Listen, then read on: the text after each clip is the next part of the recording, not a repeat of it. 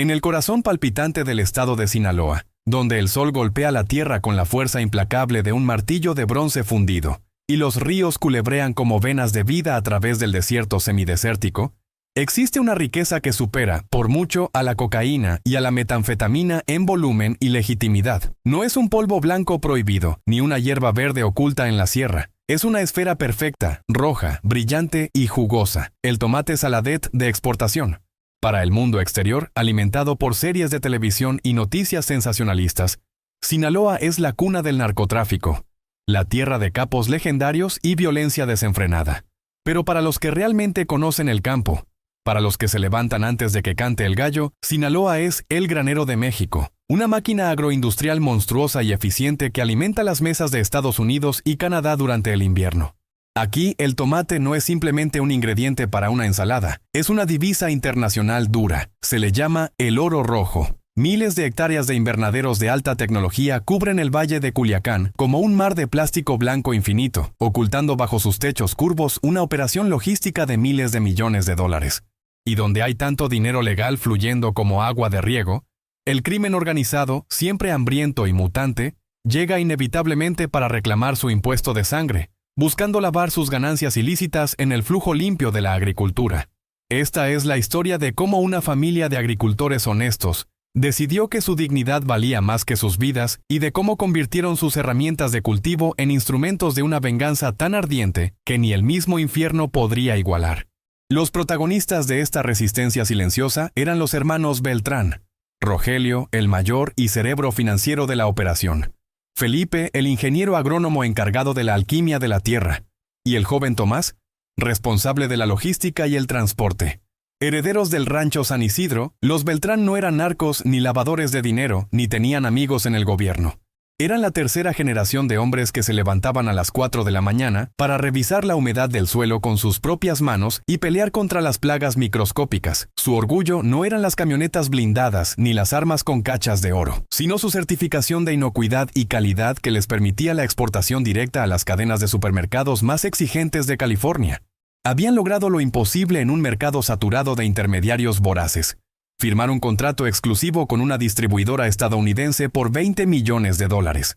Ese contrato era su boleto a la libertad financiera, la culminación de décadas de sudor y sacrificio, pero también fue la diana roja que se pintaron en la espalda sin saberlo.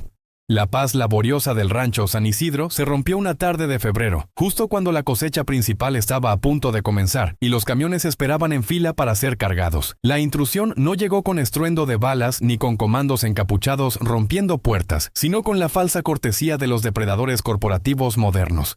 3 camionetas blindadas de lujo, negras y relucientes como escarabajos gigantes, atravesaron el camino de terracería principal, levantando una nube de polvo que cubrió los rosales de la entrada. De la camioneta central descendió un hombre que no vestía como sicario de la sierra, sino como un empresario exitoso.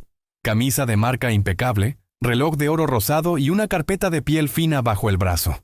Se hacía llamar el ingeniero Mondragón, el rostro visible y civilizado de la asociación.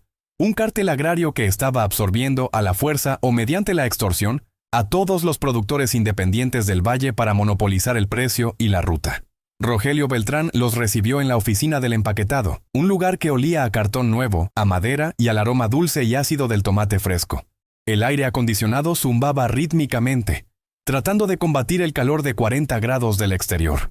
Mondragón entró con la confianza de quien ya es dueño del lugar, seguido por 2 guardaespaldas silenciosos que se quedaron en la puerta, bloqueando la luz. «Buenas tardes, Rogelio», dijo Mondragón con una voz suave, sentándose sin ser invitado en la silla de cuero frente al escritorio y poniendo su carpeta sobre la superficie de cristal. «Vengo a felicitarte. Las noticias vuelan en el valle. Escuché que conseguiste el contrato directo con los gringos, 20 millones. Impresionante para un rancho de este tamaño». «Gracias, ingeniero», respondió Rogelio manteniendo la calma exterior, aunque sus manos bajo el escritorio se cerraron en puños, blanqueando los nudillos. «Hemos trabajado duro para cumplir con los estándares.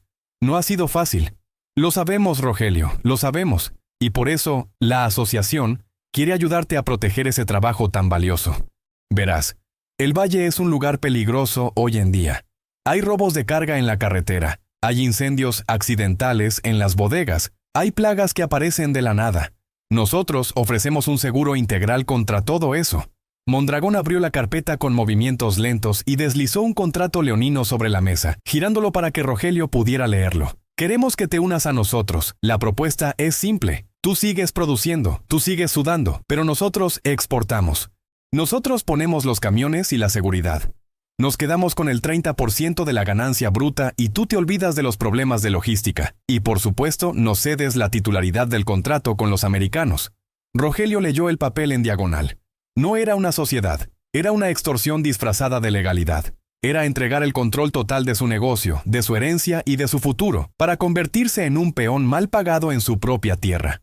No necesitamos socios, Mondragón, dijo Rogelio devolviendo el papel con firmeza, mirándolo a los ojos.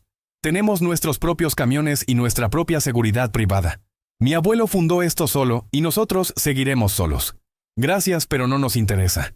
La sonrisa de Mondragón no vaciló en sus labios, pero sus ojos se enfriaron instantáneamente, adquiriendo esa mirada muerta y plana de los tiburones antes de morder. Creo que no me estás entendiendo, Rogelio.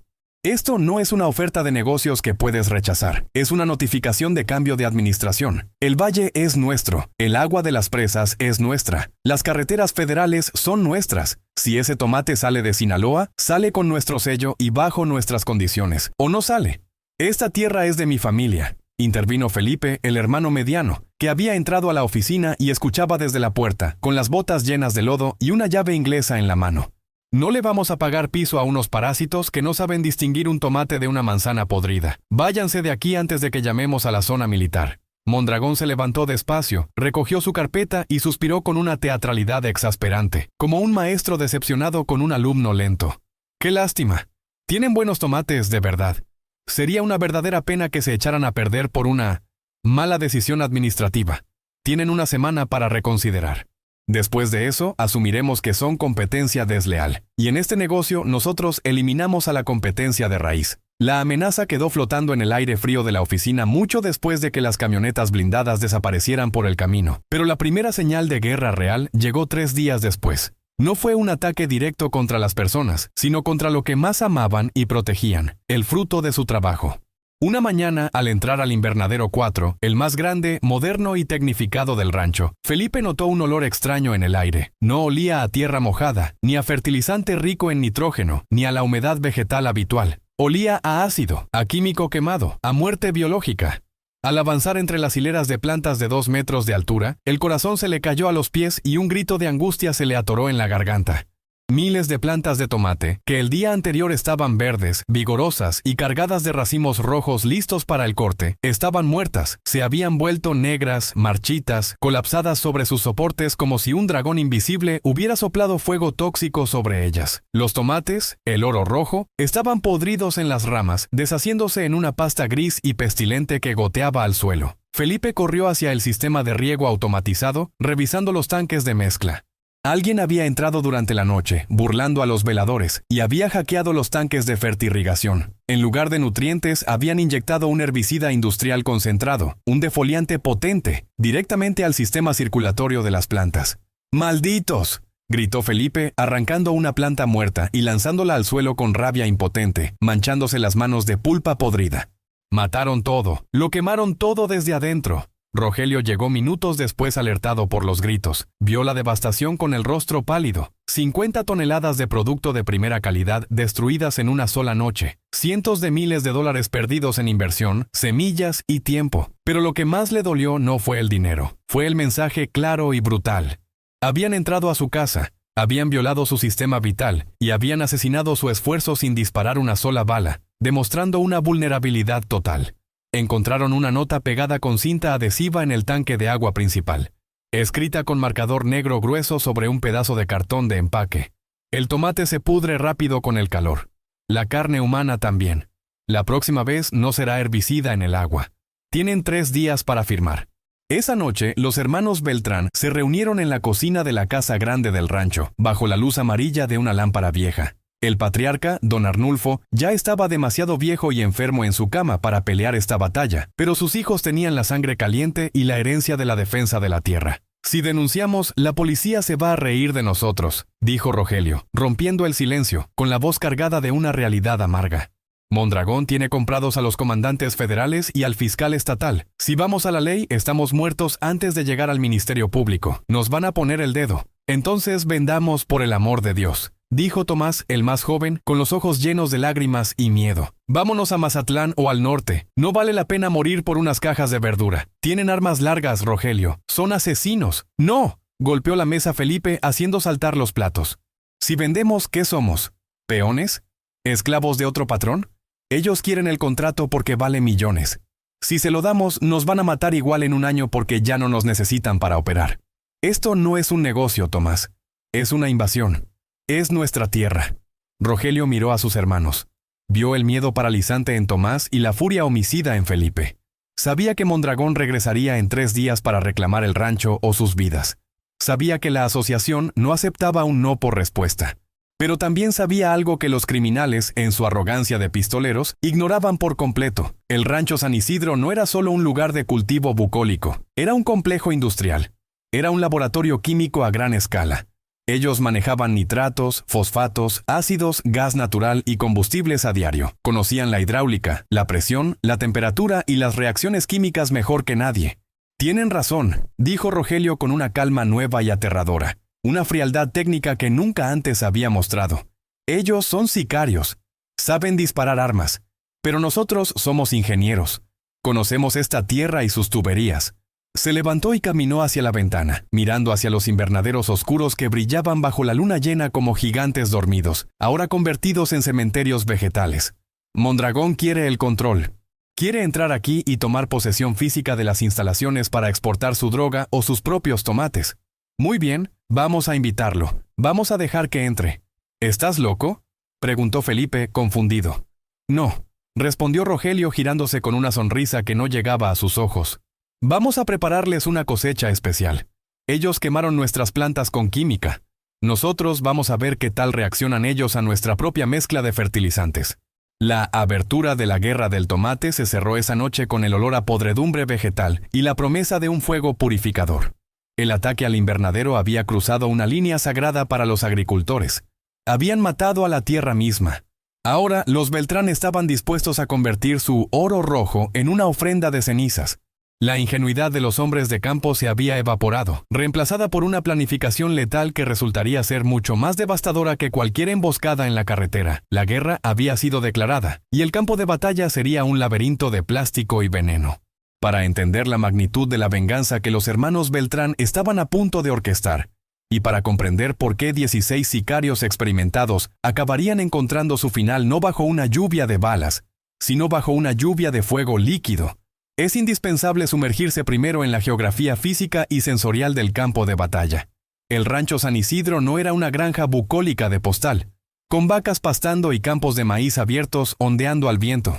Era un complejo agroindustrial de alta tecnología situado en el corazón del Valle de Culiacán, una región donde la agricultura ha dejado de ser una práctica tradicional para convertirse en una ciencia de precisión y, a menudo, en una actividad de alto riesgo. Vista desde el aire, la propiedad de los Beltrán no parecía tierra, parecía un mar blanco y geométrico.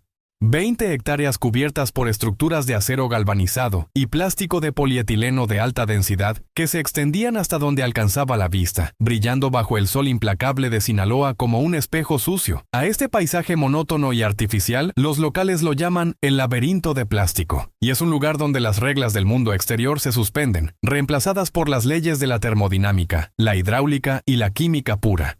Entrar en uno de estos invernaderos, especialmente en el módulo 4 donde había ocurrido el sabotaje inicial, es una experiencia física agresiva. El primer enemigo es el calor. Afuera, en el desierto de Sinaloa, la temperatura puede alcanzar los 40 grados a la sombra, pero dentro de las naves, bajo las capas de plástico que atrapan la radiación solar, para acelerar el metabolismo de las plantas, el termómetro sube fácilmente a los 50 o 55 grados centígrados con una humedad relativa del 90%. Es un ambiente sofocante, denso, casi sólido, diseñado para plantas tropicales, no para seres humanos. El aire huele a clorofila, a tierra húmeda y sutilmente a los vapores químicos de los fertilizantes. El sonido es otra constante perturbadora. No hay silencio. Siempre se escucha el zumbido eléctrico de los ventiladores gigantes que intentan mover el aire estancado, el siseo constante de las válvulas solenoides que se abren y cierran, y el golpeteo rítmico de los aspersores y los sistemas de goteo que alimentan a cada planta con una mezcla exacta de vida. Es una máquina biológica que nunca duerme. Un entorno controlado donde la naturaleza ha sido sometida y encapsulada. Para un extraño, para alguien como el ingeniero Mondragón y sus sicarios urbanos, este lugar es una trampa desorientadora. Los pasillos entre las hileras de tomates son estrechos de apenas 1 metro de ancho y se extienden por cientos de metros sin interrupción. Las plantas, guiadas por tutores de rafia, crecen hasta los 3 metros de altura, formando paredes verdes impenetrables a ambos lados. Una vez que te adentras 10 metros en el cultivo, pierdes toda referencia visual del exterior. No ves el horizonte, no ves las puertas, no ves el cielo. Solo ves verde y rojo y plástico blanco arriba. Es un lugar donde la visibilidad es nula y donde una persona puede estar a 3 metros de ti sin que sepas que está ahí. Los sonidos se amortiguan o rebotan de manera extraña en las paredes de polietileno. Un grito en el extremo norte de la nave puede sonar como un susurro en el centro, o perderse completamente bajo el ruido de la maquinaria. Los hermanos Beltrán conocían este laberinto como la palma de su mano. Sabían qué pasillos conectaban con las salidas de emergencia, qué válvulas controlaban la presión en cada sector y dónde estaban los puntos ciegos de las cámaras de seguridad. Para ellos, el invernadero era su oficina. Para los invasores, sería una jaula. Pero el escenario del conflicto no se limitaba a las estructuras de cultivo. El verdadero corazón del rancho y el lugar donde se gestaría la trampa final era el cuarto de fertirrigación. Este edificio de concreto, situado estratégicamente en el centro del complejo, era el cerebro de la bestia. Allí, enormes tanques de plástico negro de 5.000 litros almacenaban los alimentos del sistema: nitrato de potasio, ácido fosfórico, nitrato de calcio y magnesio. Para un agrónomo como Felipe Beltrán, estos eran nutrientes esenciales para el crecimiento del tomate. Pero Felipe, con su formación en química agrícola, sabía que la línea entre un fertilizante y un explosivo es peligrosamente delgada. El nitrato, bajo las condiciones correctas y mezclado con un combustible, deja de ser comida para plantas y se convierte en una bomba. El sistema de tuberías del rancho era una red arterial de PVC de alta presión que conectaba estos tanques con cada rincón de los invernaderos. Kilómetros de tubería enterrada y aérea llevaban los líquidos desde el corazón hasta las extremidades.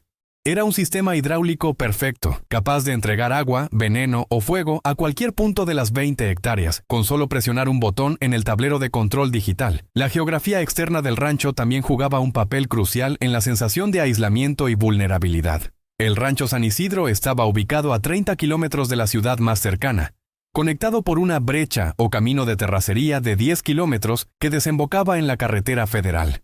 Ese camino era la yugular del negocio. Por ahí tenían que salir los camiones cargados con el oro rojo hacia la frontera con Nogales, y era allí donde el poder de la asociación se hacía sentir con más fuerza. La carretera no pertenecía al Estado, pertenecía al cártel. Los halcones o vigías del crimen organizado estaban apostados en cada cruce, reportando por radio cada movimiento de carga. Un camión de tomates no es un vehículo discreto, es un blanco lento, pesado y valioso. Rogelio Beltrán, el hermano encargado de las finanzas, pasaba las noches mirando los mapas de carreteras con una sensación de náusea. Sabía que el rancho era una fortaleza relativa, protegida por cercas y veladores, pero en el momento en que sus camiones cruzaban la puerta principal, entraban en territorio enemigo. La carretera era un escenario de indefensión total. Allí no había muros de plástico para esconderse, solo asfalto caliente y la certeza de que, si los detenían, nadie vendría a ayudarlos. La Policía Federal de Caminos, que debería ser la garante del libre tránsito, era en realidad el brazo armado de la extorsión, cobrando peajes ilegales o entregando a los conductores rebeldes a los sicarios. La noche en el valle de Culiacán transforma el escenario. Cuando el sol cae, el calor no se disipa inmediatamente. Se queda atrapado en el suelo y en el plástico, irradiando hacia arriba. Los invernaderos brillan fantasmalmente bajo la luz de la luna o de las lámparas de seguridad, pareciendo enormes capullos de seda. El silencio del desierto es profundo, roto solo por el aullido de los coyotes y el paso ocasional de convoyes de camionetas en la carretera lejana. Fue en este escenario nocturno, bajo la luz fluorescente del cuarto de máquinas, donde Felipe Beltrán comenzó a ver su rancho no como una granja, sino como un arma. Mientras reparaba los daños del sabotaje inicial, limpiando los filtros obstruidos por el herbicida, se dio cuenta de la potencia del sistema que tenía bajo su control. Las bombas de inyección de los aspersores tenían una capacidad de 300 litros por minuto a una presión de 120 psi. Esa fuerza era suficiente para atomizar el agua y crear una neblina refrescante para las plantas. Pero, ¿qué pasaría si el líquido no fuera agua? ¿Qué pasaría si, en lugar de una solución nutritiva inofensiva, las tuberías estuvieran cargadas con algo volátil? El plástico de los invernaderos, ese polietileno que protegía su inversión, tenía otra característica que Felipe conocía bien. Era un derivado del petróleo. Era altamente inflamable. En caso de incendio, un invernadero no se quema lentamente. Se derrite. El plástico encendido gotea como lluvia de napalm, pegándose a todo lo que toca mientras sigue ardiendo. La estructura metálica se convierte en un horno, y el efecto chimenea succiona el aire fresco de las entradas, alimentando las llamas con una voracidad aterradora.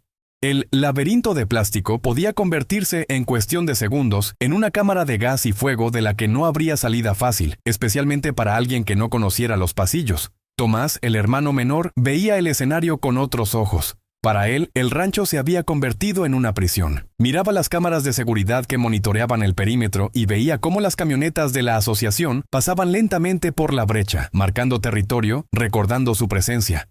Se sentía como un animal acorralado. El escenario físico, que antes representaba prosperidad y crecimiento, ahora se sentía como un asedio medieval. Los muros del invernadero ya no protegían los tomates de las plagas. Protegían a los hermanos de las balas, pero solo temporalmente. Tomás sabía que las paredes de plástico no detendrían un ataque con fusiles de asalto.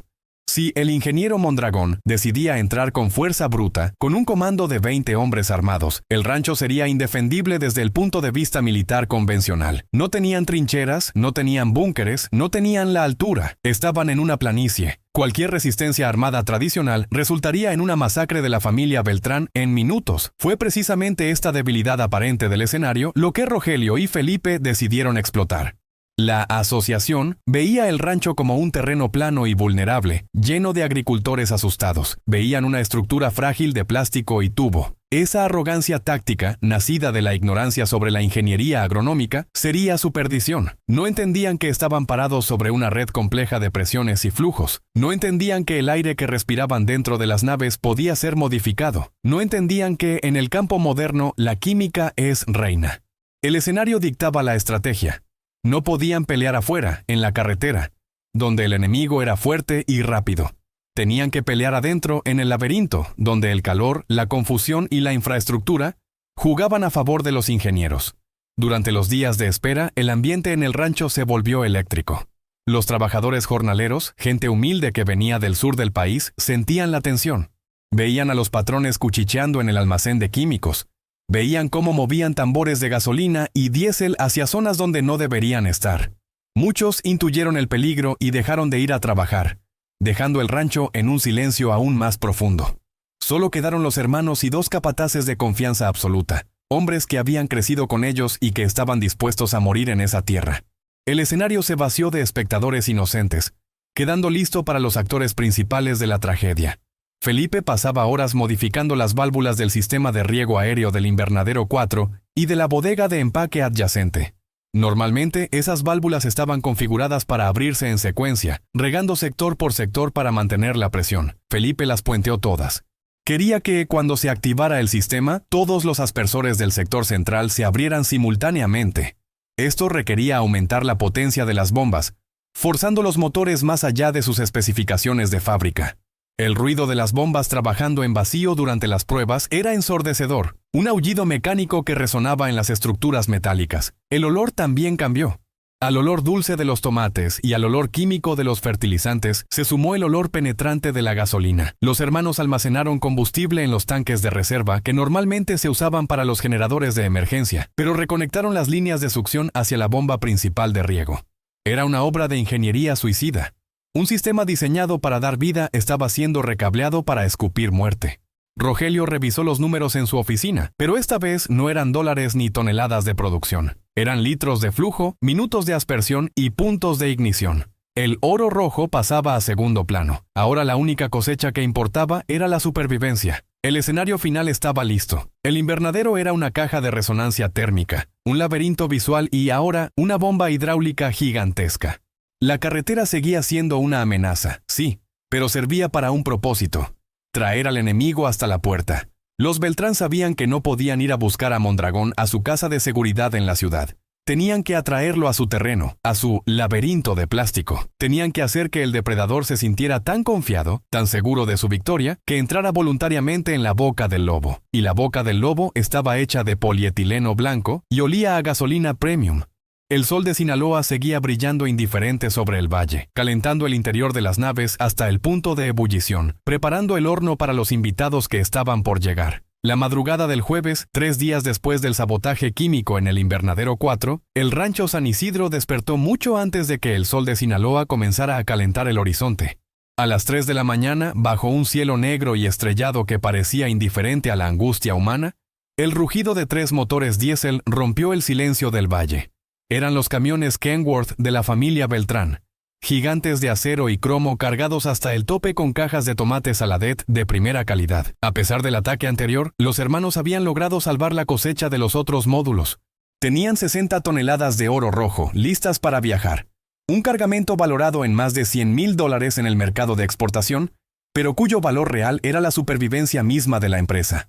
Rogelio, el hermano mayor, había tomado la decisión de romper el cerco. No podían dejar que la fruta se pudriera en las bodegas esperando una negociación que nunca llegaría. Habían decidido jugar su última carta, la velocidad y la sorpresa. El plan era salir antes de que los halcones del cártel estuvieran activos, tomar la carretera federal 15D hacia el norte y no detenerse hasta cruzar la frontera estatal con Sonora, donde la jurisdicción de la asociación terminaba teóricamente. Tomás, el hermano menor, insistió en conducir el camión líder. Era el mejor conductor de los 3, capaz de maniobrar el tráiler de doble remolque por las curvas cerradas de la sierra como si fuera un auto deportivo. «No se preocupen», dijo Tomás subiendo a la cabina y ajustándose la gorra de béisbol. «En cuanto toque la autopista de cuota, le meto quinta a fondo y no me ven ni el polvo». Felipe y Rogelio irían en una camioneta escolta detrás del convoy, armados solo con sus radios y una pistola vieja que su abuelo guardaba en la guantera, más por superstición que por utilidad táctica. El convoy salió del rancho, las luces de xenón cortando la oscuridad de la brecha. El polvo se levantaba detrás de ellos como una cortina de humo. Durante los primeros 20 kilómetros, todo pareció funcionar. La radio estaba en silencio. No había camionetas sospechosas en los cruces. La adrenalina de la fuga les daba una falsa sensación de esperanza. Rogelio miraba el GPS en su teléfono.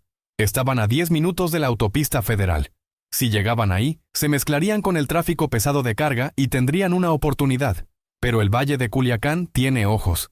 Ojos electrónicos y ojos humanos. Justo antes de llegar al entronque con la carretera internacional, en un tramo recto y solitario conocido por los locales como la recta de la muerte, vieron las luces. No eran luces de sicarios. Eran las luces rojas y azules, giratorias y autoritarias, de 2 patrullas de la Guardia Nacional División Caminos. «Mierda», susurró Felipe golpeando el tablero. «Federales». «Tranquilo», dijo Rogelio, aunque sentía un nudo frío en el estómago. «Tenemos todos los papeles en regla. La guía sanitaria, la factura, el seguro, no tienen por qué detenernos». Tomás frenó el camión líder obedeciendo las luces intermitentes. El convoy se detuvo en el acotamiento. El silencio del desierto regresó, roto solo por el siseo de los frenos de aire y el murmullo de los motores en ralentí. 2 oficiales bajaron de la patrulla. Caminaban despacio, con esa arrogancia típica de quien sabe que tiene el poder absoluto en un tramo de asfalto olvidado por Dios. Uno de ellos, el comandante Chaires, un hombre obeso con el uniforme manchado de sudor y una sonrisa cínica bajo el bigote, se acercó a la ventanilla de Tomás. «Buenas noches, joven», dijo Chaires, iluminando la cara de Tomás con su linterna táctica. «¿A dónde con tanta prisa?» «A la frontera, oficial», respondió Tomás entregando la carpeta con los documentos. «Llevamos perecederos. Tenemos la guía sellada».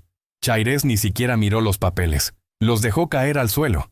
«La guía está mal, muchacho. Tenemos un reporte de que este camión lleva carga robada. Y posiblemente precursores químicos. Tenemos que hacer una inspección minuciosa. Bájate».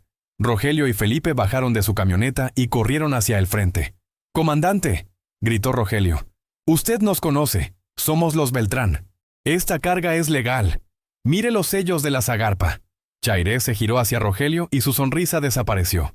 Puso la mano sobre la funda de su arma. Atrás, ingeniero, esto es un operativo federal. Si interfiere, lo detengo por obstrucción de la justicia. ¿Cuánto quiere?, preguntó Rogelio sacando la cartera desesperado. ¿Quiere dinero? Tengo 10,000 pesos aquí. Déjenos pasar.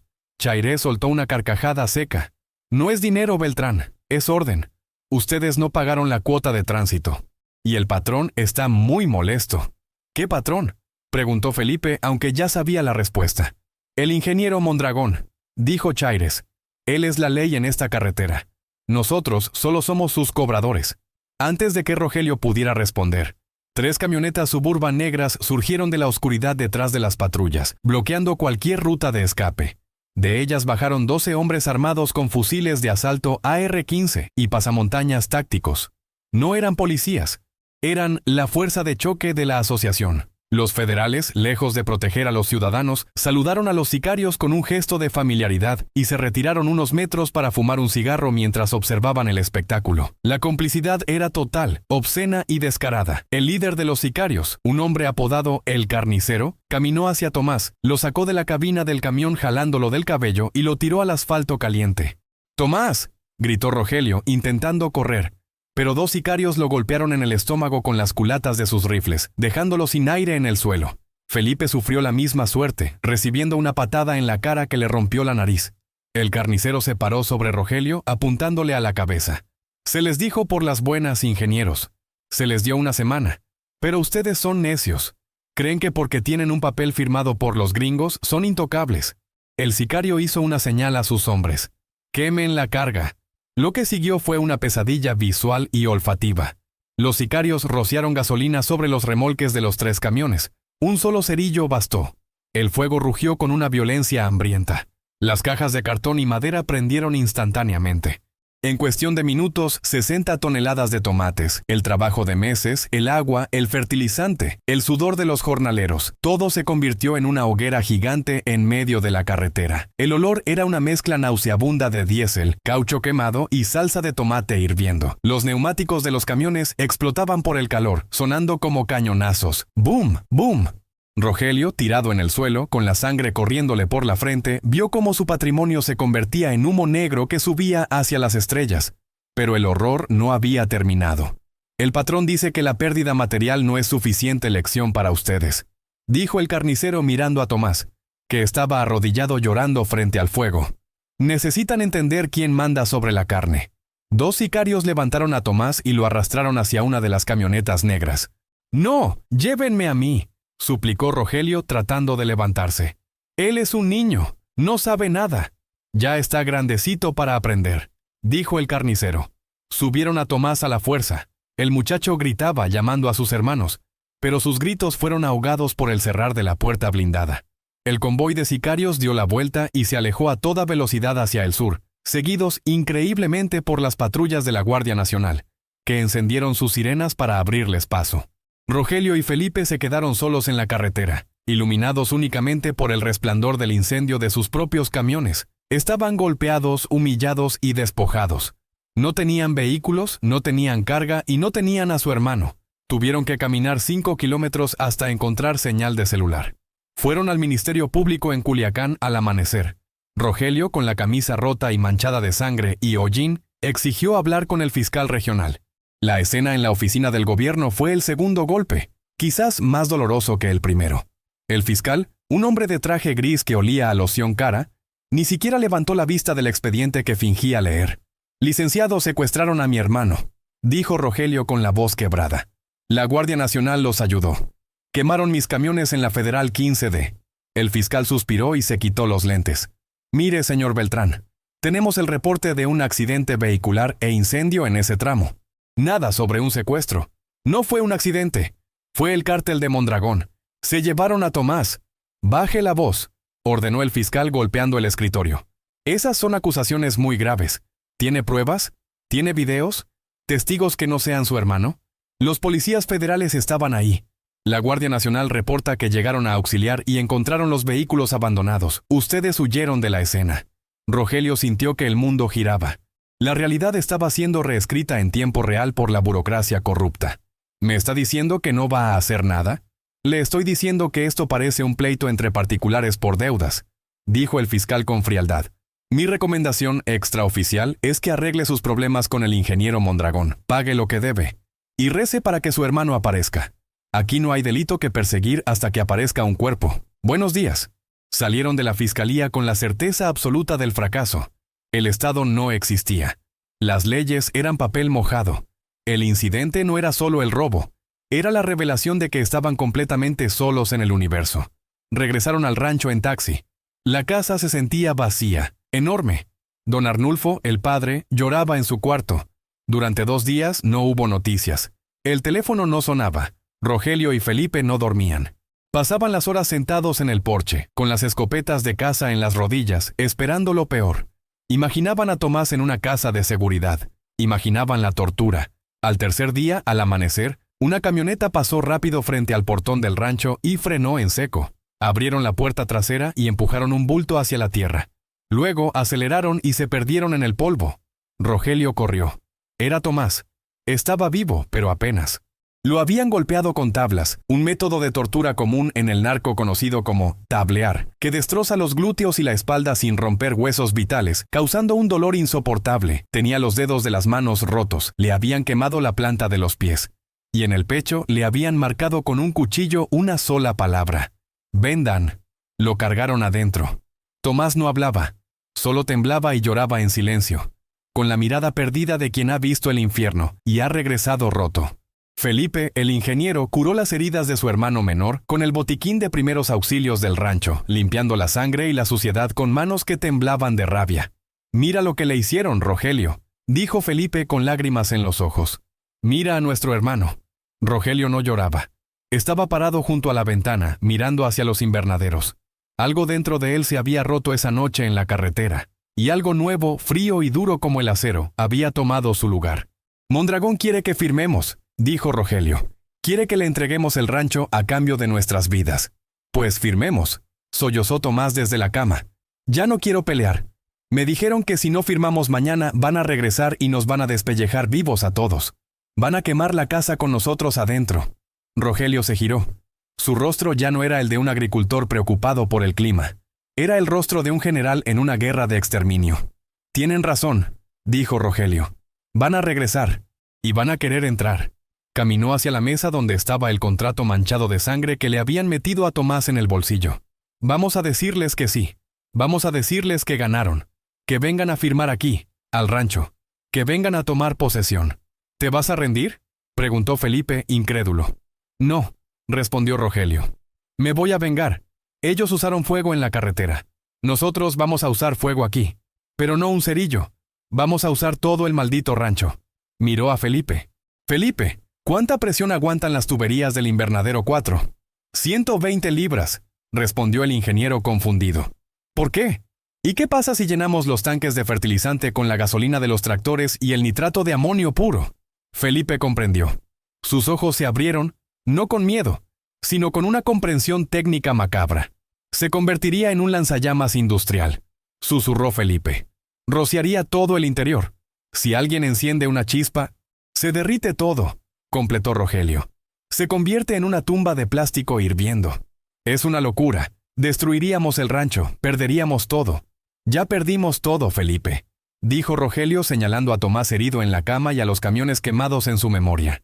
Lo único que nos queda es decidir si morimos como víctimas o si nos llevamos a esos hijos de perra al infierno con nosotros. Felipe miró sus manos, manos que sabían crear vida, y las cerró en puños. Necesito 12 horas para modificar las bombas, dijo Felipe, y necesito todo el nitrato que tengamos en la bodega. Tienes 10, dijo Rogelio. Voy a llamar a Mondragón. Le voy a decir que nos rendimos. Que venga mañana al mediodía a recibir su nuevo rancho.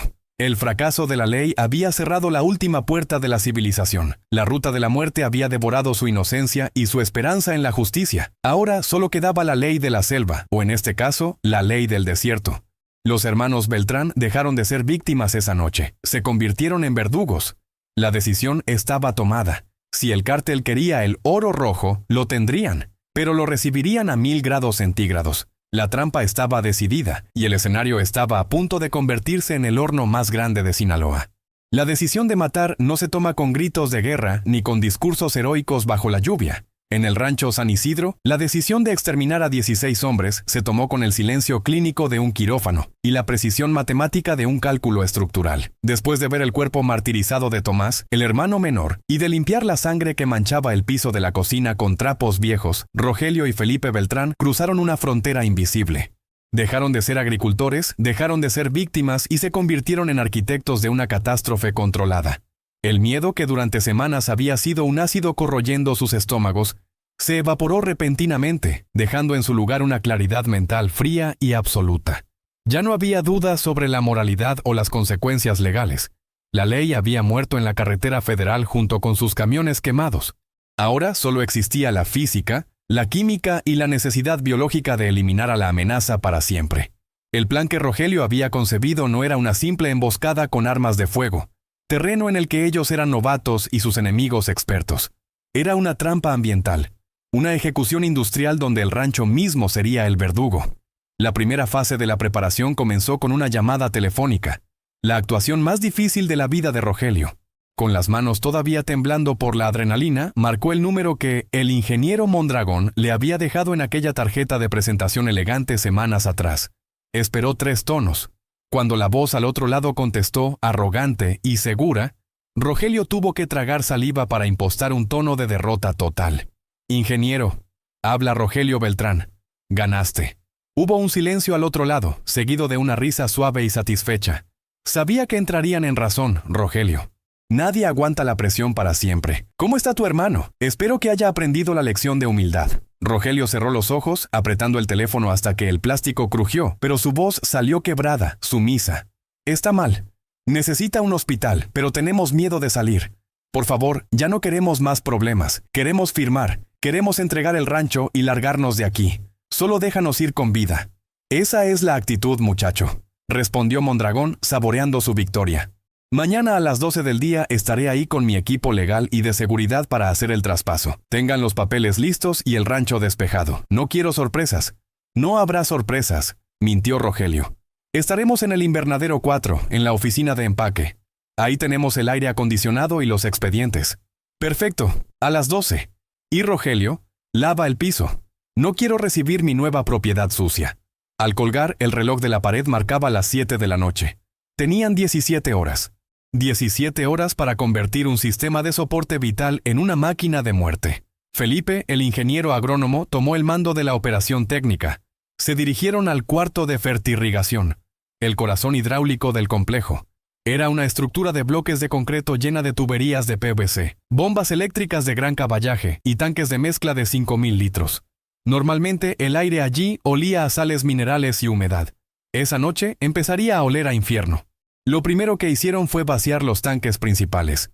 Abrieron las válvulas de drenaje y dejaron que miles de litros de solución nutritiva, una mezcla cara de potasio y calcio, se fueran por el desagüe hacia el campo abierto. El sonido del líquido desperdiciado fue doloroso para Felipe, pero necesario. Necesitaban los contenedores vacíos y limpios. Luego comenzó la química agrícola. Felipe sabía que la gasolina por sí sola es volátil, pero se evapora rápido y quema superficialmente. Para crear un infierno que se adhiriera a la piel y al plástico, necesitaban algo más denso, algo más parecido al napalm. Y tenían los ingredientes allí mismo. En la bodega de insumos, sacaron los sacos de nitrato de amonio. Es un fertilizante común, fuente de nitrógeno para las plantas, pero también es el ingrediente base de explosivos industriales como el anfo. Felipe no quería una explosión seca, quería una combustión sostenida y violenta. Vamos a hacer una mezcla saturada, explicó Felipe a Rogelio, mientras arrastraban los tambores de gasolina y diésel que usaban para los tractores y la planta de luz. El diésel le dará cuerpo y temperatura a la llama. La gasolina le dará la ignición rápida, y el nitrato hará que no necesite tanto oxígeno para arder. Va a quemar hasta debajo del agua. Pasaron la noche vertiendo combustible en los tanques de riego. El olor era penetrante, mareante. Tuvieron que usar las mascarillas de gas que normalmente empleaban para fumigar pesticidas. Vertieron 2,000 litros de gasolina magna y 1,000 litros de diésel en el tanque principal del invernadero 4. Luego, con palas de plástico para evitar chispas, Fueron añadiendo el nitrato de amonio y el poliestireno expandido, unicel, de las cajas de empaque viejas. El unicel se disolvía en la gasolina, convirtiendo el líquido en una gelatina pegajosa y translúcida. Era una receta de pesadilla, improvisada pero letal. La parte más delicada fue la modificación del sistema de bombeo. Las bombas centrífugas del rancho estaban diseñadas para mover agua, no combustible viscoso. Felipe tuvo que desarmar los sellos de goma, que la gasolina corroería en horas, y reemplazarlos con empaques de teflón y cuero improvisados. «Tenemos que aumentar la presión», dijo Felipe con la cara manchada de grasa y sudor. «Los nebulizadores del techo necesitan 100 psi para crear niebla de agua. Para esta mezcla necesitamos al menos 150 psi. Si no atomizamos bien el combustible, no se encenderá todo de golpe. Será solo un charco. Necesitamos una nube explosiva». Felipe puenteó los sensores de seguridad de las bombas. Eliminó los fusibles de protección térmica. Forzó los motores para que trabajaran al 120% de su capacidad. Sabía que las bombas se quemarían después de unos minutos de uso a esa potencia, pero no importaba, solo necesitaban funcionar una vez, solo necesitaban durar 3 minutos. Mientras Felipe trabajaba en la hidráulica, Rogelio se encargó del escenario físico. Fue al invernadero 4, esa catedral de plástico y acero donde semanas atrás habían muerto las plantas. El lugar estaba desierto, fantasmal. Las plantas muertas y secas seguían ahí, crujiendo como esqueletos vegetales.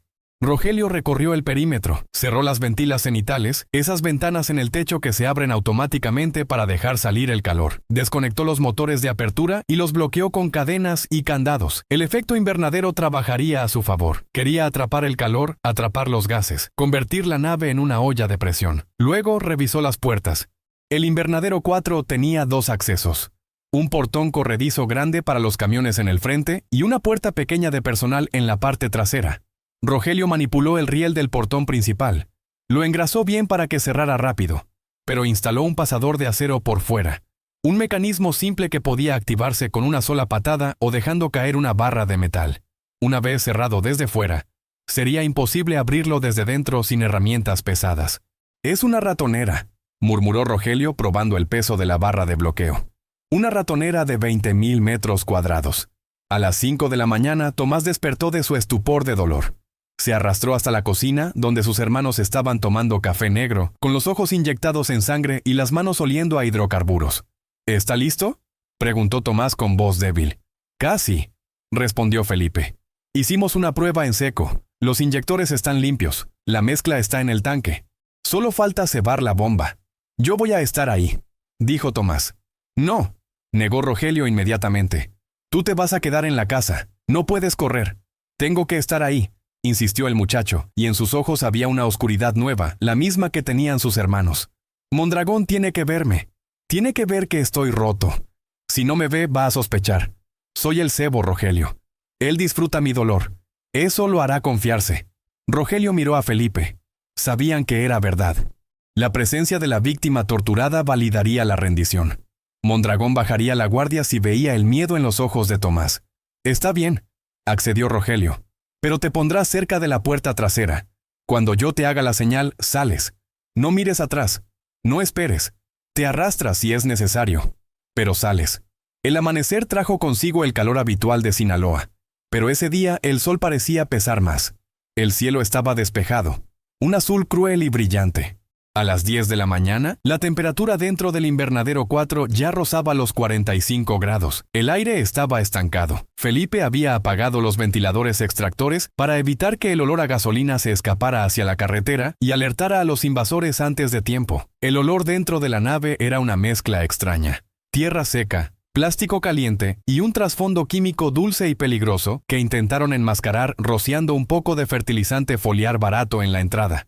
Los jornaleros no estaban. Rogelio les había dado el día libre y un bono en efectivo, diciéndoles que habría una auditoría gubernamental y que era mejor que no estuvieran. El rancho estaba desierto, silencioso. Solo el zumbido de las moscas y el latido acelerado de los corazones de los 3 hermanos rompían la quietud.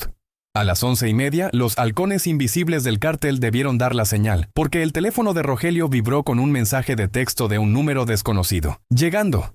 Abre el portón». Rogelio y Felipe se miraron. Felipe corrió hacia el cuarto de fertirrigación, ubicado a 100 metros del invernadero. Su trabajo era manual.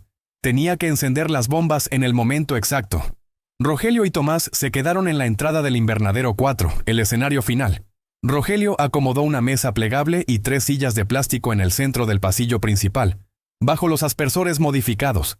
Puso los papeles del rancho y las escrituras sobre la mesa. Puso una botella de agua y un cenicero. Parecía una oficina improvisada en medio de la desolación. «Recuerda», susurró Rogelio a Tomás. «Míralo a los ojos. Llora si quieres. Que se sienta Dios». A las 12 en punto, la nube de polvo apareció en el horizonte. No venían en son de paz. Venían a tomar posesión con fuerza militar. Eran 4 camionetas Suburban y una pickup Chevrolet Cheyenne adaptada con blindaje artesanal. El convoy entró por el camino principal, pasando despacio, con esa arrogancia de los que saben que la carretera es suya. Se estacionaron frente al invernadero 4, bloqueando la salida, formando un abanico defensivo. De los vehículos bajaron 16 hombres. Iban armados hasta los dientes, fusiles AK-47, AR-15, pecheras tácticas con cargadores extra, radios de comunicación. Algunos llevaban el rostro cubierto, otros no. Se sentían impunes. El último en bajar fue el ingeniero Mondragón. Vestía impecable, con botas de avestruz y sombrero fino, ajeno al polvo y al calor. A su lado bajó el carnicero, el hombre que había quemado los camiones y torturado a Tomás. Rogelio salió al encuentro con las manos en alto, mostrando las palmas vacías.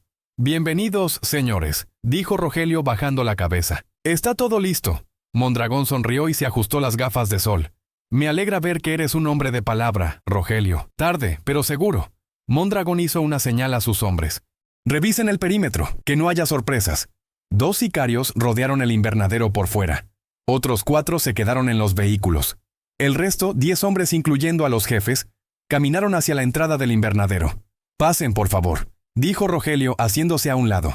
«Hace calor afuera. Adentro tenemos sombra».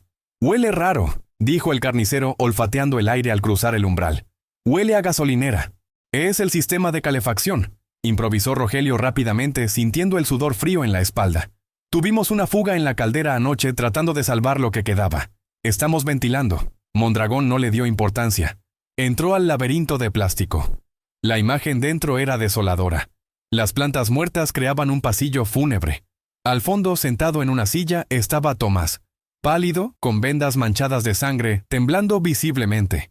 Al ver a su víctima, Mondragón sonrió con satisfacción sádica. «Míralo», dijo señalando a Tomás. «Así es como se ve la obediencia». El grupo de sicarios avanzó por el pasillo central, adentrándose 30, 40, 50 metros en la estructura. Se alejaron de la entrada. La luz del sol se filtraba difusa por el plástico blanco, creando una atmósfera irreal, brillante y sofocante. El calor los golpeó de inmediato. 50 grados. Empezaron a sudar bajo sus chalecos tácticos. Rogelio caminaba detrás de ellos contando los pasos. Necesitaba que estuvieran en el centro exacto, bajo la red principal de nebulizadores. «Aquí están los papeles», dijo Rogelio señalando la mesa. «Solo falta su firma, ingeniero, y el contrato de cesión». Mondragón llegó a la mesa, se quitó las gafas, miró los papeles. «Bien, muy bien». Los sicarios se relajaron, bajaron las armas. Algunos se recargaron en los postes de metal. Se sentían dueños del lugar. Habían ganado. Rogelio miró su reloj. Eran las 12:10. Miró a Tomás. Le hizo un gesto imperceptible con la cabeza hacia la puerta trasera. Tomás se levantó despacio, fingiendo dolor extremo, que no era fingido del todo, y empezó a cojear hacia la oscuridad del fondo del invernadero. «¿A dónde va el tullido?», preguntó el carnicero. «Al baño», dijo Rogelio. «Se está orinando encima del miedo, déjenlo». Los sicarios rieron. «Déjalo ir», dijo Mondragón. «Ya no es amenaza». Rogelio esperó a que Tomás desapareciera entre las hileras de plantas secas. Esperó a escuchar el chirrido lejano de la puerta trasera abriéndose y cerrándose. Entonces Rogelio sacó de su bolsillo no una pluma, sino un radio de corto alcance. Mondragón lo vio. Su sonrisa se congeló. «¿Qué haces, Rogelio?». Rogelio retrocedió un paso, alejándose de la mesa, alejándose del centro. «Firmando la renuncia, ingeniero», dijo Rogelio, y su voz ya no era sumisa. Era la voz de un muerto que regresa. Apretó el botón del radio. «Ahora, Felipe». A 100 metros de distancia, en el cuarto de máquinas, Felipe bajó la palanca del interruptor maestro. El sonido fue instantáneo. Un zumbido eléctrico profundo, potente. Las bombas de 20 caballos de fuerza arrancaron con un aullido, succionando la mezcla de gasolina, diésel y nitrato del tanque. La presión subió en las tuberías en cuestión de un segundo. 50 psi, 100 psi, 150 psi. Dentro del invernadero, los sicarios escucharon el ruido. Un siseo que venía de arriba, de todas partes. ¿Qué es eso?, gritó uno. Levantaron la vista.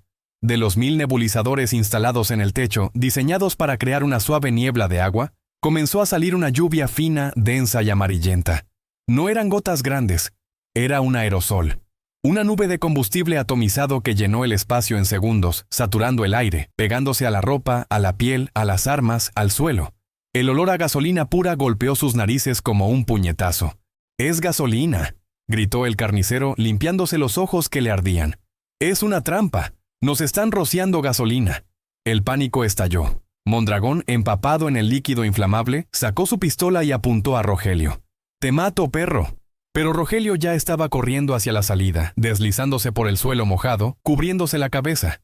«¡No disparen!», gritó Mondragón, dándose cuenta del horror de la situación.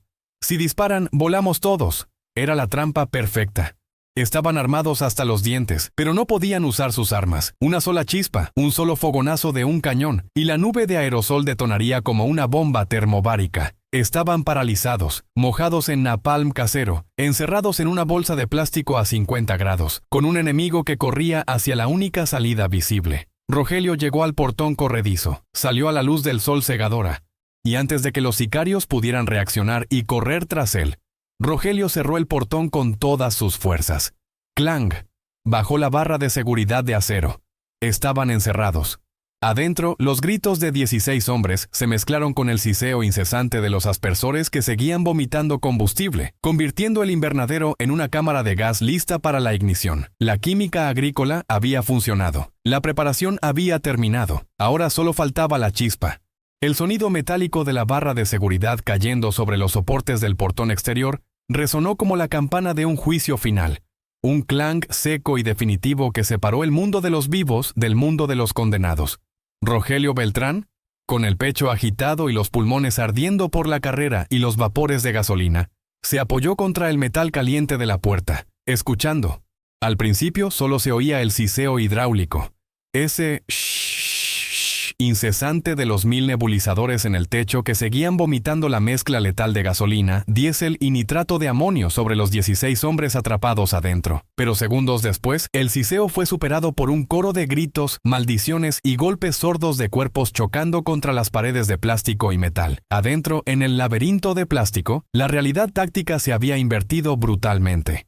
Los hombres que habían llegado como conquistadores, armados con fusiles de asalto capaces de perforar blindajes, se encontraban ahora desarmados por la física y la química. En una atmósfera saturada de aerosol inflamable, apretar un gatillo no era un acto de agresión, sino de suicidio instantáneo. El fogonazo de la boca de un cañón, esa pequeña chispa de pólvora que normalmente impulsa la bala, encendería la nube de vapor antes de que el proyectil saliera del cañón, convirtiendo al tirador en el epicentro de una explosión termobárica. El ingeniero Mondragón, el hombre que había aterrorizado al valle con su frialdad corporativa, estaba ahora empapado de pies a cabeza en un líquido viscoso y amarillento que olía a muerte petroquímica. Su traje italiano, sus botas de piel de avestruz, su cabello peinado hacia atrás, todo goteaba. El combustible le entraba en los ojos, cegándolo con un ardor ácido. Se le metía en la boca al gritar, sabiendo a veneno. «¡No disparen!», aullaba Mondragón, limpiándose la cara inútilmente con una manga empapada. «¡Nadie dispare! Busquen una salida. Rompan el plástico». Los sicarios, presas del pánico animal, intentaron obedecer.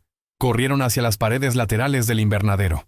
El plástico de polietileno de alta densidad es resistente, diseñado para aguantar granizo y vientos fuertes, pero se puede cortar con un cuchillo. El carnicero sacó su cuchillo táctico y se lanzó contra la pared blanca que vibraba con la presión del aire. Clavó la hoja y rasgó hacia abajo. Logró abrir una brecha. La luz del sol exterior entró como un rayo de esperanza, pero el invernadero estaba rodeado. Afuera, Felipe Beltrán había corrido desde el cuarto de máquinas hacia el perímetro, subiendo a la caja de la camioneta pick-up de la familia. Tenía en sus manos no un rifle, sino una herramienta agrícola común. Una pistola de bengalas de calibre 12, usada para espantar aves o señalar posiciones en la inmensidad del campo. Felipe vio el movimiento en la pared lateral. Vio la hoja del cuchillo rasgando el plástico y una mano enguantada intentando ampliar el agujero para salir. Felipe no dudó. No apuntó al hombre, apuntó a la abertura. «¡Coman tierra!», gritó Felipe y apretó el gatillo. El disparo fue un tomp sordo. La bengala de fósforo rojo salió trazando un arco perfecto en el aire, brillante y caliente, dejando una estela de humo blanco. La bengala no golpeó a nadie. Entró por el agujero rasgado, introduciéndose en la atmósfera saturada del invernadero como un meteorito cayendo en un océano de gasolina. El tiempo se dilató. Para los hombres adentro, la entrada de esa pequeña luz roja fue el momento en que comprendieron su destino. La bengala siseó al tocar el suelo empapado. El nitrato de amonio disuelto en la gasolina y el diésel actuó como un oxidante acelerador. No fue una explosión convencional de película, con una bola de fuego limpia. Fue una deflagración. El aire mismo se incendió. La nube de aerosol, suspendida en cada centímetro cúbico de la nave de 20.000 metros cuadrados, prendió de golpe. ¡Woosh! El sonido fue como el de una turbina de avión encendiéndose dentro de una cueva. Una onda de presión brutal golpeó las paredes de plástico desde adentro, inflando el invernadero por una fracción de segundo como un globo gigante a punto de estallar, antes de que el fuego consumiera todo el oxígeno. La temperatura subió de 40 grados a 1500 grados en menos de 2 segundos. El horno industrial se activó. El fuego líquido no solo quemaba, se pegaba.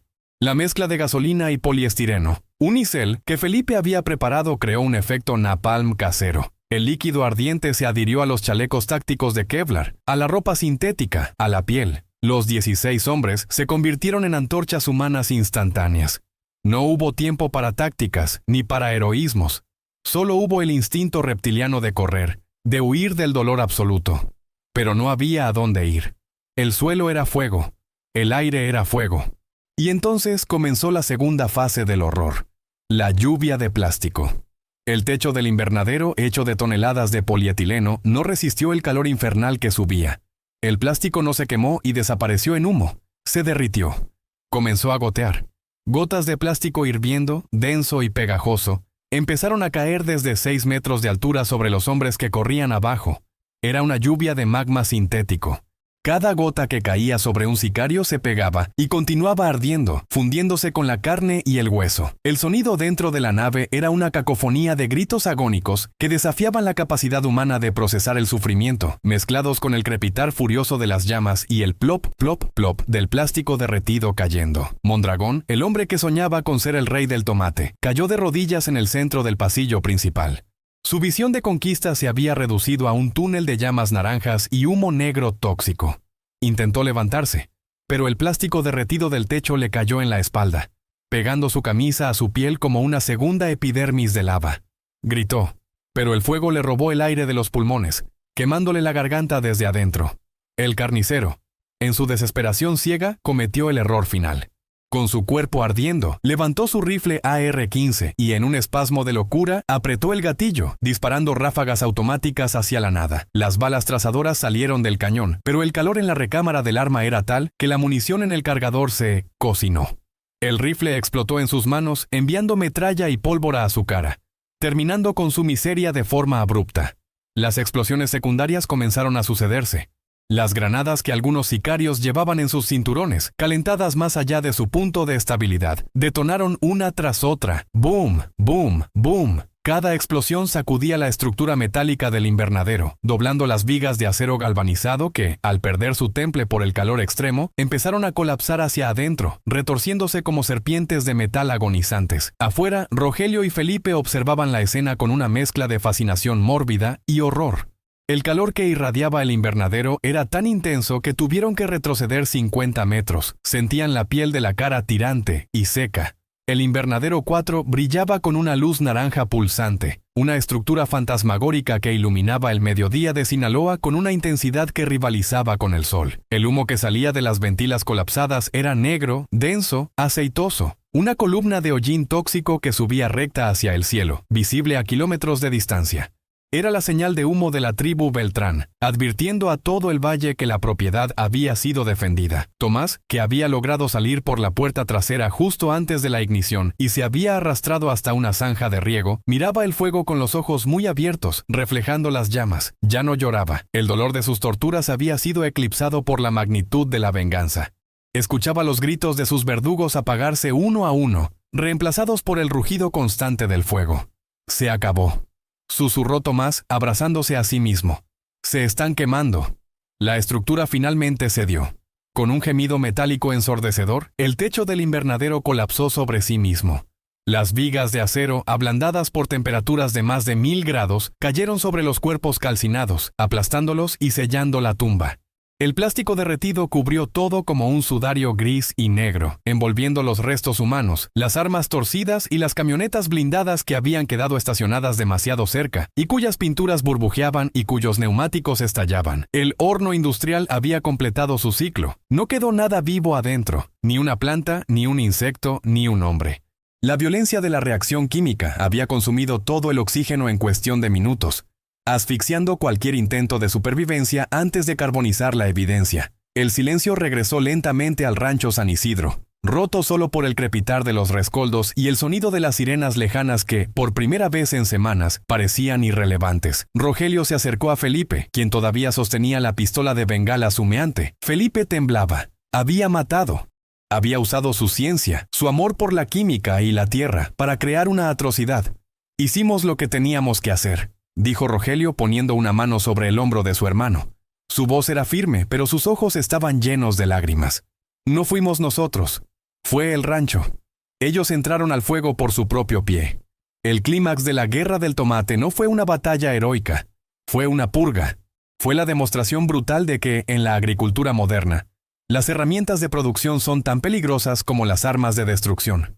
Los hermanos Beltrán habían convertido su invernadero en una cámara de ejecución que ni la Santa Inquisición hubiera podido imaginar, utilizando los mismos elementos que daban vida al tomate, nitrógeno, carbono, energía, para arrebatar la vida a quienes querían robarla. La columna de humo negro se inclinó hacia el norte con el viento, llevando las cenizas de la asociación hacia las montañas, dispersando el mal que había intentado echar raíces en el valle. El olor a carne quemada y plástico se asentó sobre la tierra, un recordatorio olfativo que tardaría meses en desaparecer, impregnando el suelo con una memoria de violencia que ninguna lluvia podría lavar. Cuando las últimas llamas del invernadero 4 se extinguieron, ahogadas por la falta de oxígeno y combustible, el sol de Sinaloa comenzaba a descender en el horizonte, pintando el cielo de un naranja rojizo que parecía un espejo sangriento de lo que acababa de ocurrir en la tierra. El silencio que siguió al rugido del horno industrial fue absoluto, pesado, casi geológico. No se escuchaban pájaros, ni grillos, ni el viento habitual del atardecer. La naturaleza misma parecía haber contenido el aliento ante la brutalidad de la química humana. Lo único que quedaba en el aire era una columna de humo negro, densa y aceitosa, que subía recta hacia la atmósfera, llevando consigo las partículas microscópicas de plástico quemado, metal vaporizado y las almas de 16 hombres que habían entrado buscando poder y habían encontrado su fin molecular. Rogelio, Felipe y Tomás Beltrán permanecieron parados frente a la estructura colapsada durante una hora, inmóviles, como estatuas de sal. El calor que emanaba de los restos retorcidos todavía era intenso, una radiación que les secaba los ojos y les recordaba que el infierno no es un lugar bíblico, sino una temperatura física. El invernadero 4 ya no era un edificio, era un cráter humeante de acero doblado y polietileno fundido que cubría el suelo como una costra negra y brillante, un sudario sintético impenetrable. ¿Y ahora qué?, preguntó Tomás con voz apenas audible, rompiendo el hechizo. Se abrazaba a sí mismo, tiritando a pesar del calor, con las vendas de sus heridas cubiertas de hollín. ¿Llamamos a la policía?, Rogelio negó con la cabeza lentamente. Su rostro estaba manchado de negro, pero sus ojos tenían una claridad terrible. «No hay policía, Tomás. Ya lo aprendimos. Si llamamos a la policía, vendrán a ver qué pueden robar de las cenizas o a ver a quién pueden culpar. No. Esto se queda aquí». Rogelio se giró hacia Felipe. «Trae el tractor. El John Deere grande, con la rastra de discos profundos». «¿Para qué?», preguntó Felipe, aunque en el fondo de su estómago, revuelto por el olor a carne quemada, ya sabía la respuesta. «Vamos a limpiar», dijo Rogelio. «Vamos a sembrar». «Pero, los cuerpos, las camionetas». «No hay cuerpos, Felipe», cortó Rogelio con frialdad. «A 1500 grados el cuerpo humano se convierte en carbono y calcio. Es polvo. Y el metal se entierra. La tierra de Sinaloa es profunda. Todo lo que cae en ella se vuelve parte de ella». Felipe caminó hacia el cobertizo de maquinaria. Sus piernas pesaban toneladas. Subió al tractor verde, encendió el motor diésel y sintió la vibración del volante en sus manos. Era una máquina diseñada para dar vida, para preparar el surco donde germinaría la semilla. Ahora la usaría para borrar la muerte. La operación de limpieza fue una cosecha de cenizas. Felipe condujo el tractor hacia las ruinas humeantes. La rastra de discos de acero, diseñada para romper terrones de tierra dura, bajó con un chirrido hidráulico. El tractor avanzó sobre el plástico derretido y las vigas colapsadas. El sonido fue atroz. Metal contra metal. Hueso calcinado contra acero. Crack, crack, crack. Felipe tuvo que cerrar los ojos y confiar en la memoria muscular. Pasó una y otra vez sobre la zona cero. Trituró. Mezcló. Enterró. El arado revolvió la tierra negra con las cenizas grises, integrando los restos de la asociación al sustrato del valle. Los huesos pulverizados se convirtieron en fosfato de calcio. La carne carbonizada se convirtió en materia orgánica. El plástico se fragmentó en millones de pedazos que se mezclaron con el suelo arcilloso. Las camionetas blindadas, lo único que no se podía arar, fueron empujadas a una zanja de drenaje profundo que Rogelio había mandado excavar semanas antes para obras hidráulicas. Las cubrieron con toneladas de tierra y escombros, compactando el suelo hasta que no quedó rastro de cromo ni de vidrio. Al caer la noche, donde antes había un invernadero y 16 sicarios, ahora solo había un campo de tierra removida, oscura y fértil, lista para la siguiente temporada. Un cementerio plano y anónimo bajo las estrellas. La reacción del mundo exterior fue el silencio. Un silencio aterrado y respetuoso. Al día siguiente, una patrulla de la policía estatal se acercó al portón del rancho. El comandante, un hombre que había recibido sobornos de Mondragón durante años, miró desde la carretera. Vio el espacio vacío donde solía estar el invernadero 4. Vio la tierra negra recién arada. Y olió el aire. El olor a hidrocarburos y a algo más todavía flotaba, dulce y repugnante. El comandante cruzó miradas con Rogelio, que estaba parado en la entrada con su escopeta al hombro. Tranquilo, desafiante. El policía entendió. Sabía que Mondragón había ido allí con un ejército. Sabía que no había regresado. Y sabía que si preguntaba, la respuesta podría ser otro incendio accidental en su propia casa. Dio la vuelta a la patrulla y se fue. El reporte oficial, archivado semanas después, habló de un incendio estructural por cortocircuito en el sistema de calefacción y de la desaparición voluntaria del ingeniero Mondragón y sus socios, quienes presuntamente habían huido al norte por deudas de juego. Nadie investigó, nadie escarbó. En Sinaloa hay preguntas que se responden solas y tumbas que es mejor no abrir. El efecto en el bajo mundo fue aún más profundo. El cártel de la asociación se disolvió de la noche a la mañana.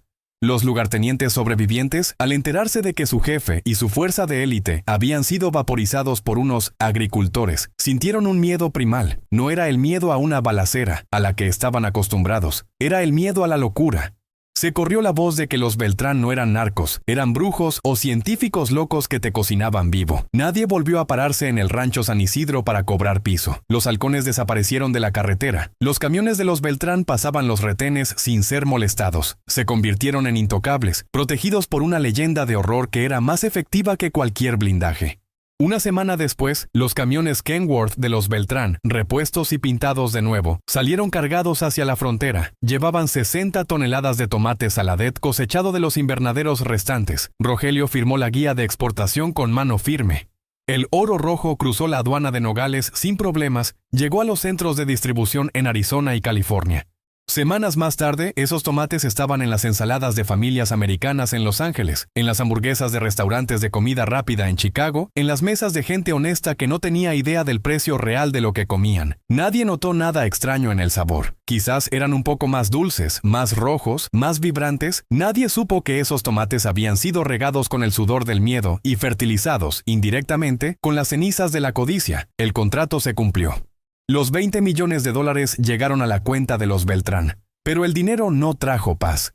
La familia se rompió. Tomás, el hermano menor, nunca se recuperó de la tortura ni de lo que vio en el invernadero. Se fue a vivir a Canadá con su parte del dinero, intentando borrar los recuerdos con nieve y distancia, pero dicen que todavía despierta gritando cuando huele gasolina. Felipe, el ingeniero, se obsesionó con la seguridad. Convirtió el rancho en una fortaleza real, llenando el perímetro de sensores y cámaras, viviendo encerrado en su laboratorio, desconfiando hasta de su propia sombra. Dejó de tocar la tierra con las manos desnudas. Siempre usaba guantes. ¿Y Rogelio? Rogelio se quedó. Se convirtió en el patriarca solitario del valle. Se le veía por las tardes caminando sobre el campo vacío donde una vez estuvo el invernadero 4, fumando un cigarro, mirando el suelo con una mezcla de tristeza y orgullo. La gente del pueblo lo saludaba con respeto, pero nadie se le acercaba mucho. Había un aura de frío alrededor de él, el frío de quien ha mirado al abismo y ha visto al abismo parpadear primero. La guerra del tomate terminó, pero dejó una cicatriz invisible en el valle de Culiacán. Esta historia es un recordatorio brutal de que la agricultura no es un oficio inocente. Es una batalla constante contra la naturaleza, contra el mercado y, a veces, contra la maldad humana. Nos enseña que la tierra no juzga. La tierra solo se alimenta.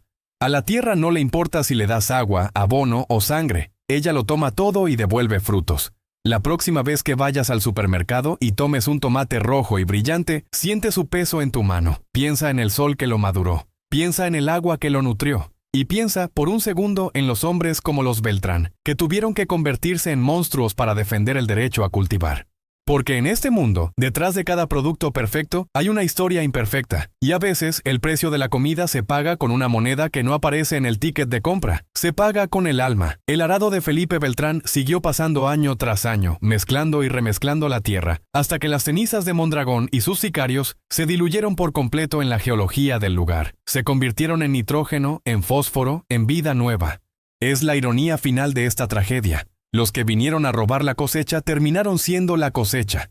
El rancho sigue ahí, produciendo. Los camiones siguen saliendo. Y el sol de Sinaloa sigue brillando, indiferente, sobre un campo que guarda el secreto de cómo se hace el fertilizante más caro del mundo. Gracias por acompañarnos hasta el final de esta crónica roja.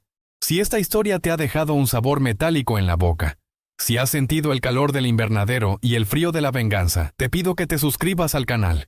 Ayúdanos a seguir contando las historias que el desierto intenta callar. Dale like al video, activa la campanita para no perderte ningún estreno y comparte este relato. Queremos saber tu opinión en los comentarios. ¿Crees que la defensa de los Beltrán fue justicia o fue crimen? ¿Tú qué hubieras hecho si amenazaran a tu familia y a tu tierra?